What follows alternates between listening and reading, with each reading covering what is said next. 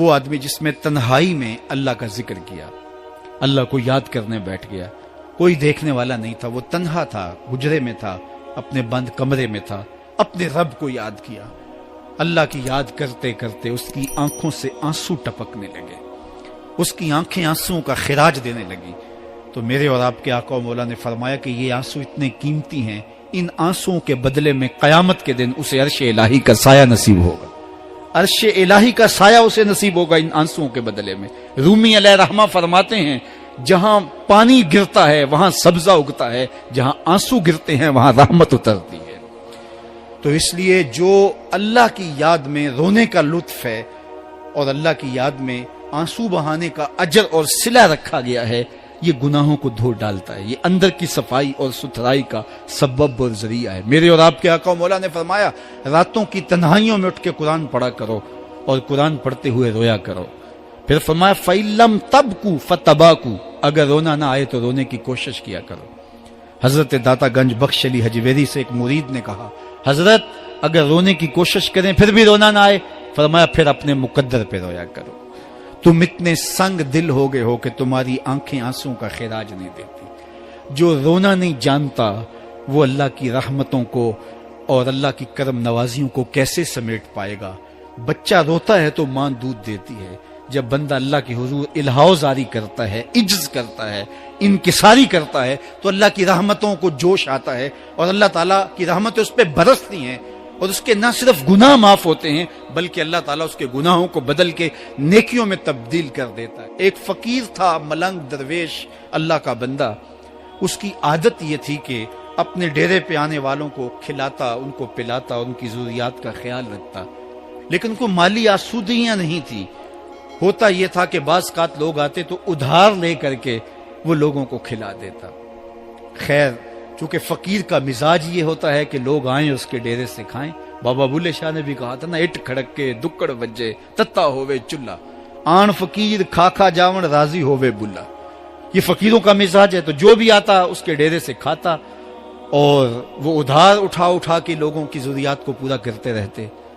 وقت آخر آ گیا، جن لوگوں نے ادھار دیا تھا وہ سارے تقاضا کرنے آ گئے۔ اب بابا جی کو کیا فکر لاحق ہے کہ یہ میرے مہمان ہیں اور میں ان کو کچھ پیش کرنے کی صلاحیت نہیں رکھتا۔ ایک بچہ تھا، وہ کچھ سامان بیچ رہا تھا، پتیسا بیچ رہا تھا یا کوئی اور چیز بیچ رہا تھا۔ اس نے گلی سے گزرتے ہوئے آواز لگائی، خادم کو کہا سے بلا کے لاؤ، کہا تم بیچ رہے ہو تو میرے مہمانوں کو کھلا دو۔ بچہ بڑا خوش ہوا کہ میں سارا دن گلیوں میں گھوم کے یہ پتیسا بیچنا تھا، اب یہ ایک جگہ ہی سارا فروخت ہو گیا تو یہ تو موج لگ گئی، میں جلدی گھر چلا جاؤں گا، میری ماں خوش ہوگی۔ تو سارا ان مہمانوں کو کھلا دیا گیا اور اس کے بعد کہا بابا جی پیسے؟ کہا تم بیٹھ جاؤ، جب ان کو ملیں گے تو تجھے بھی مل جائیں گے۔ وہ بیٹھ گیا، 2 4 10 منٹ بیٹھا تو بچہ تھا، پھر کھڑا ہو گیا، بابا جی پیسے؟ کہا جب ان کو ملیں گے تو تجھے بھی مل جائیں گے۔ پھر آدھا گھنٹہ گزرا تو پھر اس نے کہا بابا جی پیسے؟ میری ماں میرا انتظار کر رہی ہے، ہمارے گھر کا چولہا اسی سے جلتا ہے، میں یہ پیسے لے کر جاؤں گا اور میری ماں کوئی ہنڈیا خریدے گی اور ہم شام کا گھر کا کوئی سلسلہ کریں گے۔ کہا بیٹا جب ان کو ملے گا تو تجھے بھی مل جائے گا۔ بچے نے رونا شروع کر دیا، یتیم بچہ تھا، اس کا سارا آسرا یہی تھا، اس نے رونا شروع کر دیا۔ جب بچہ رویا اللہ کی رحمت کو جوش آیا۔ کوئی مرید نذرانہ لے کے ان بزرگوں کے پاس آ گیا اور اشرفیوں کی بھری ہوئی تھیلی پیش کی۔ وہ اتنے پیسے تھے کہ اس بچے کو بھی دیے، جتنے لوگ آئے تھے سب کا قرض چکایا، کہا جاؤ گھروں کو۔ تو سب نے کہا بابا جی ہم صبح سے بیٹھے ہوئے تھے تو یہ نذرانہ دینے والا صبح سے نہیں آیا تو اب کیسے آ گیا؟ کہا صبح سے تمہارے اندر کوئی رونے والا نہیں تھا، ایک رونے والا آیا تو باقیوں کا بھی کام بن گیا۔ بعض اوقات کسی ایک شخص کی وجہ سے باقیوں کی خطائیں بھی معاف ہوتی ہیں۔ آج ہم اجتماعی طور پہ تا حد نظر اندر باہر اوپر نیچے اتنے لوگوں کے ہجوم میں اللہ کی بارگاہ سے یہ توقع رکھتے ہیں کہ مالک کتنے ہجوم میں کوئی ایک تو ہوگا جو تیرا لاڈلا ہوگا، کوئی ایک تو ہوگا جو تیرا بہت قریبی ہوگا، کوئی ایک تو ہوگا جس پہ تیری رحمتیں برسیں گی۔